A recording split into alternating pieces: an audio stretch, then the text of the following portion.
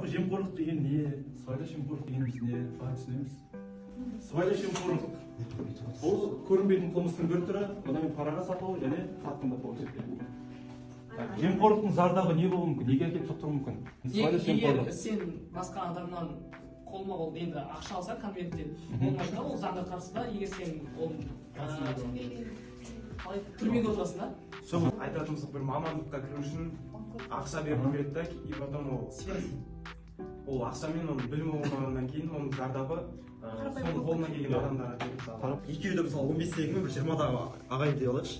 Мысалы әкесінің машинасын айдап шықты да, мысалы бір жерге соғып алды. Сол кезде мысалы інісіне айтуы мүмкін да, сен отырып сол өзің типа кінәні өзіңе ала сал деп, мен саған осындай алып беремін, мысалы айфонды алып беремін деген сияқты. Білмеймін ғой енді. Сондайдан басталады да. Түймеден түйе жасайды. Әлеуметтік сауалнама жүргізілген. Сол сауалнамада 42% сыбайлас жемқорлық кеңінен тараған деп есептейді екен.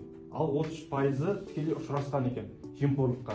Қандай салаларда жемқорлық деңгейі өте көп? Негізінде жемқорлық қазір именно полицияда көп болады. Көбінесе даже социальный роликтарда солай көрсетіледі, және де жоғарғы жақ дейді ғой, сол жерде де көп кездеседі.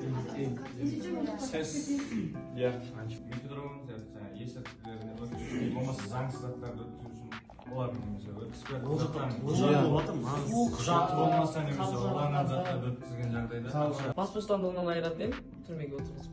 Сосын қинайтын едім. Сосын оны кәдімгідей видеоға түсіріп, интернетке салып жіберетін. Менің ойымша, көп жерлерге камера қою керек, және де пара алған адамдарды жазаға қию керек. Бірақ қатал заңға. Иә, қатал заңға, немесе штраф салу керек. Бізде қазір шарада қолданылады, штрафты да салады, бірақ оның ешқандай бізге үлесі қосылып жатқан жоқ. Штраф салғаннан бізде жемқорлық азайып кеткен жоқ. Ол салынады, ол ақшаны төлейді, ол қайттан ақша орнына келеді. Сол үшін менің ойымша жоғары лауазымда отырғандар бірден орнынан түсіріп тастау керек, және де бас бостандығынан айыру керек. Сол кезде менің ойымша жемқорлық түбегейлі жоқ болады деп.